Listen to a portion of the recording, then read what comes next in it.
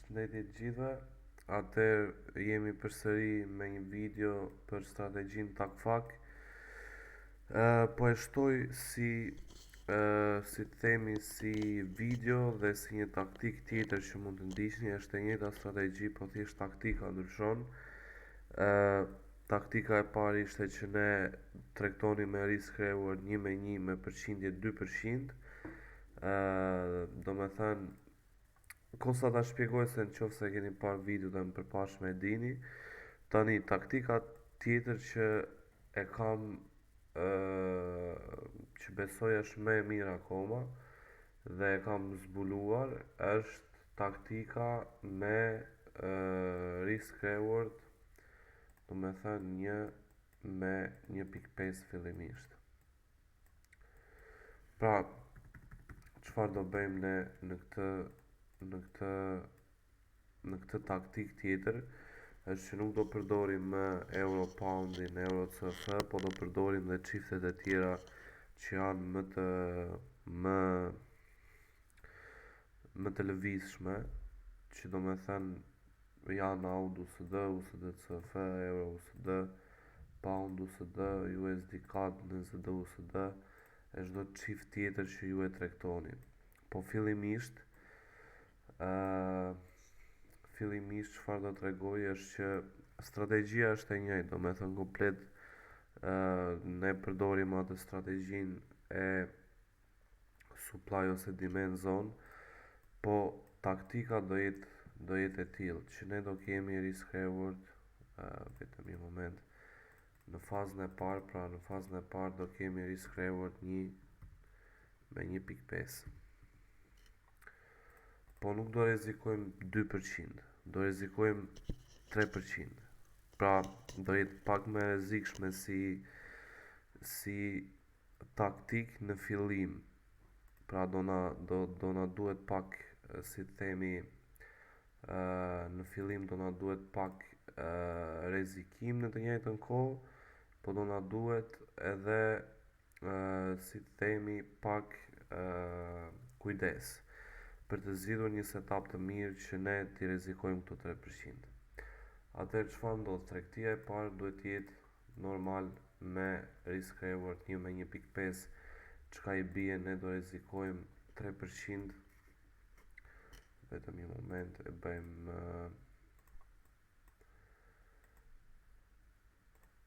kjo është rasti kur ne fitojmë, rasti kur humbasim.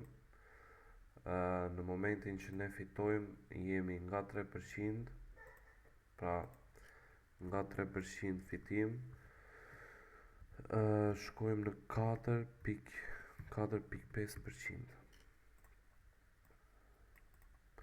Dhe në rastin kur humbasim shkojmë në 3%, 3% minus. Normal që me këtë rrezikim, në qoftë se shkojmë vetëm 3%, i kemi vetëm 3 mundësi që e djegim accountin, pra 3 mundësi që ta shpëtojmë accountin. Ndërsa në momentin që shkojmë direkt fitim me tregtinë e parë që do jetë e kujdesshme, shkojmë 4.5% profit. Çfarë ndodh tani është që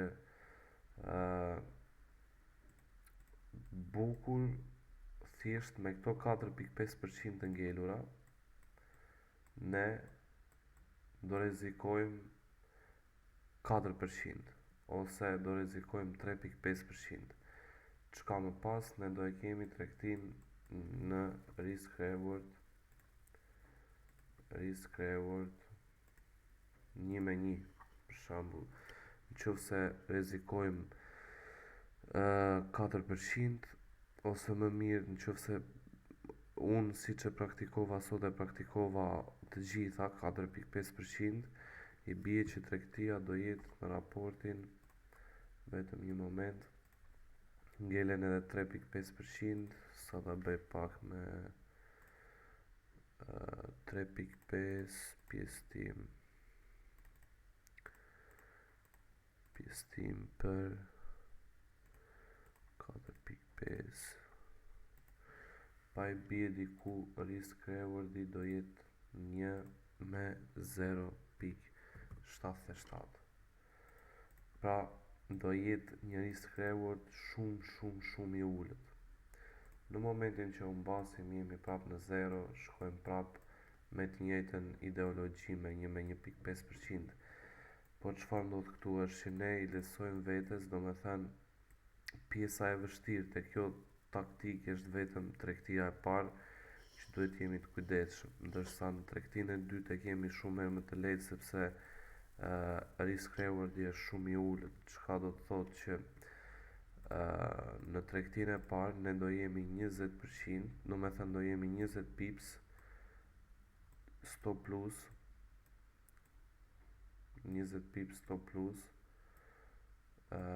për 30 pips. Pra kështu do jetë tregtia e parë, pra kjo tregti këtu. Por në tregtinë e dytë,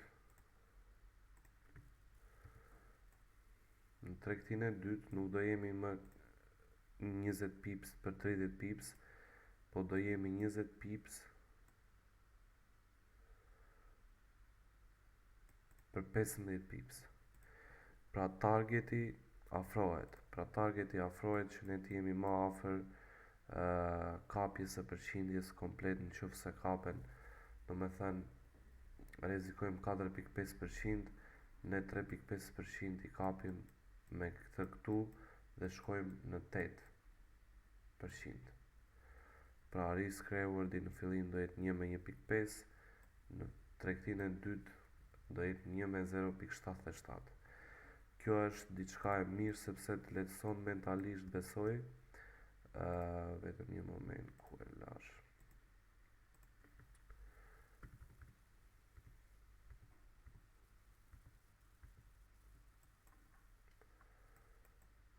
Po këtu.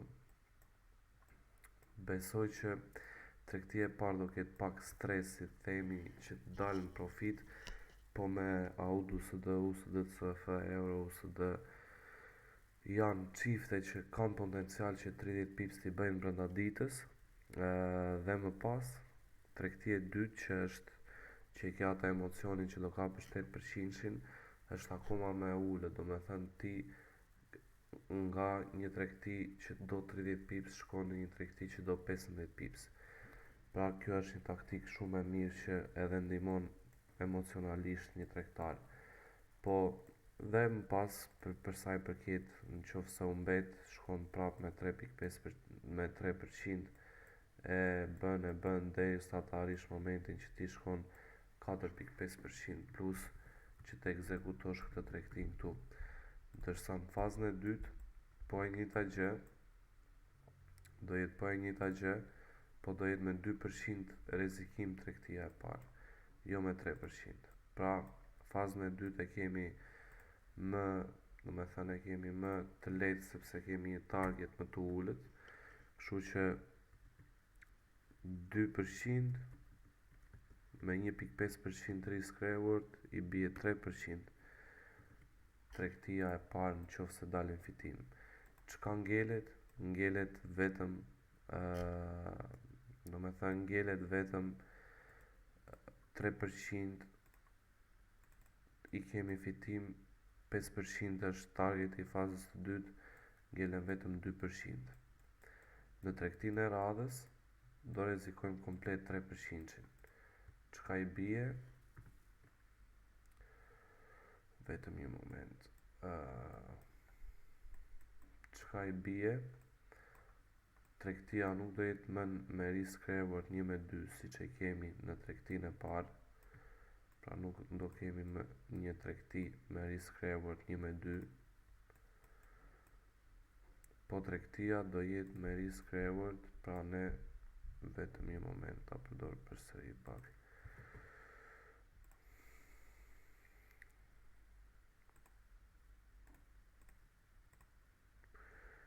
Tregtia do jetë me 0.66, pra 1 me 0.66. Tregtia e dytë do jetë me risk reward 1 me 0.66. Çka i bie? Këtu ne do jemi me një tregti, pra tregtia e parë e fazës të parë do jetë një tregti 20 pips stop losing, 20 pips stop losing e 30 pips take profitin, ndërsa në tregtinë e dytë do e kemi akoma më të lehtë pasi do jetë në risk reward 1 me 0.66 i bie diku këtu që do jetë take profiti do jetë vetëm 13 pips. Pra kjo është taktika e dytë për sa i përket takfakut. Është pak taktik më e rrezikshme, shkaku që rrezikon më shumë në tregtinë e parë dhe ke më pak shanse që do me thënë ke më shumë trysni sepse ke vetëm 3 tregti edhe humb accountin, po në momentin që pret setupin e mirë edhe kap këtë, pjesa më e keqe që ti do të kapësh 8% ose 5% bëhet shumë e lehtë pasi ulet risk rewardi, plus edhe është ideja që kjo taktike dytë e takfakut është pak si të themi që të tregtoni dhe këto çiftet e tjera përveç euro, poundit, euro, CF e tjerë. Pra kjo ishte taktika tjetër e dytë e takfakut, ai që ka challenge dhe do t'i kaloj më shpejt të përdori këtë, ata që e provojnë për të kaluar challenge e parë të përdorin taktikën e parë që është akoma më e sigurt.